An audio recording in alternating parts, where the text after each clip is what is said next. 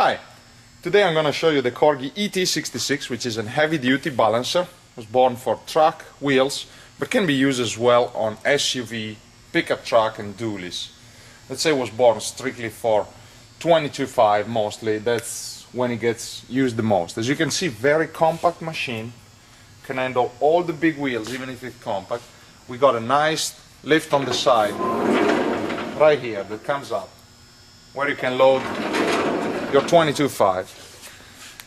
We have a control panel over here and we have a wheel in the back, because this machine is, let's say, portable. You can move it around the shop easily. When you find the position you want to leave it on, you just adjust these two knobs just enough to take the tension off the wheel. Don't try to lift the machine with this. It's just basically to take the tension off the wheel so your machine is stable on the ground, okay? Machine comes with few cones, track cones, which are these. They are usually double-faced, so you can use either this part or this part, and as well as for the bigger one. Both, they have two faces that we can use. It's also got a spacer in the back. This is used to make basically the bell bigger, so we have a bigger plane where to put our wheel on. So you can see we can just take out the lift. A nice wheel over here.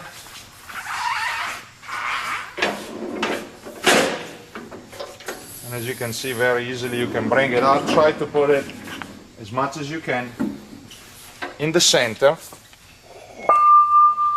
Put our cone right here. You can see this is the side that most of the time works with the 22.5. And after that, you can just put your wing nut in place and try to lock it as even as possible. So with the lift, you can still play with the lift to give it an even angle, okay? And you just make sure it's nice and tight. Lift all the way down and all the way back. Now, next step would be to enter the sizes of this wheel. As you can see, we have a size button, this one where it shows the rim.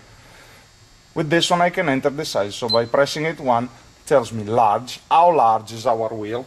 In that case, we can get our caliper that comes with the machine and measure from the two inner lip. You see, not right here on the edge, right there. Same on the other side.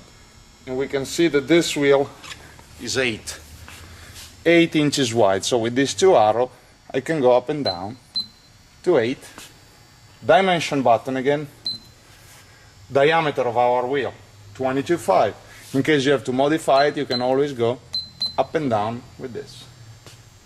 Dimension again, this is the last dimension we need to know before we balance, which is the distance from the machine. As you can see, you have this gauge over here. Again, you put it on the inner lip, that's where the bead sits usually.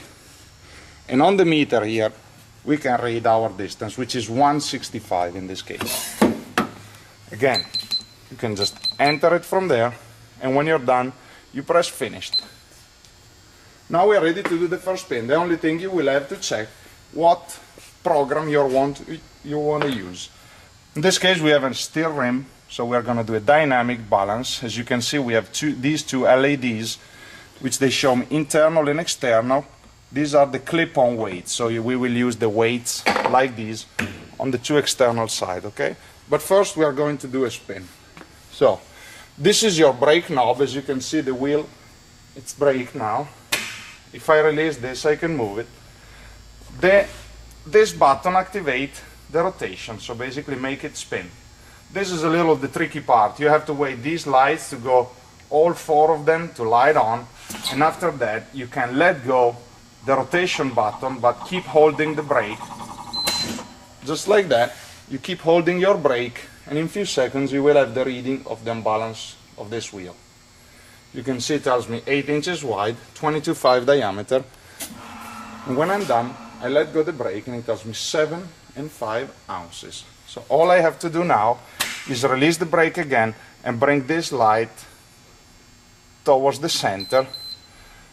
One of the two, doesn't matter if you do the internal or the external first. But as you can see now, I stop on the 5 ounces on the external side of the rim. So all I do now, I get my 5 ounces weight 12 o'clock, try to stay as precise as possible at 12 o'clock. Put your clip weight. Then we go into the next one. Next one, we just rotate it until I highlight the 7, like that. Again, 12 o'clock, right here.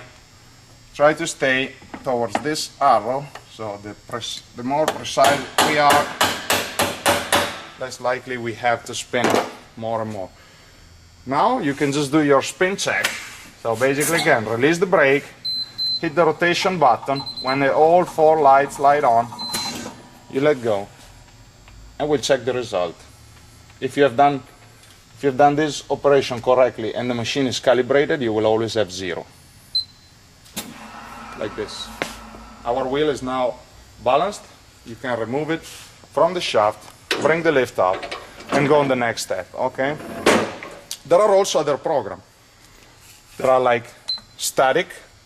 Most of the people use static for aluminum wheels. That means we will put a stick-on weight at 12 o'clock, and as you can see, only one. Basically, normally during the static, the stick-on weight, they go right behind the spokes. So right in this position at 12 o'clock. So you would do the same operation, but by placing only one weight at 12 o'clock, just before the spoke.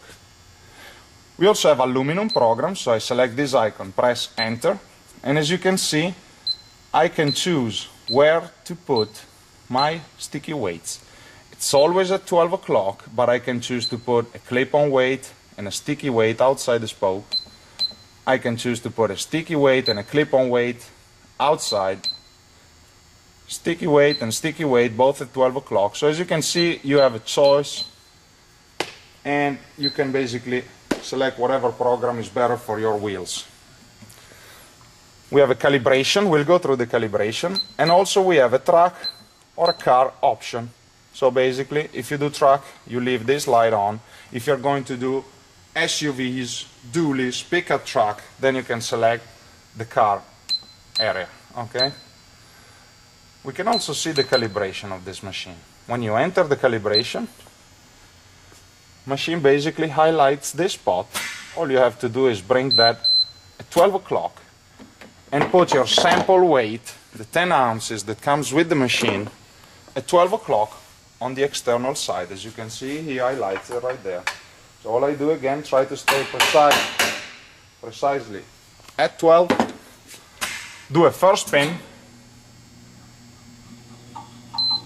This is when you have to wait a little more.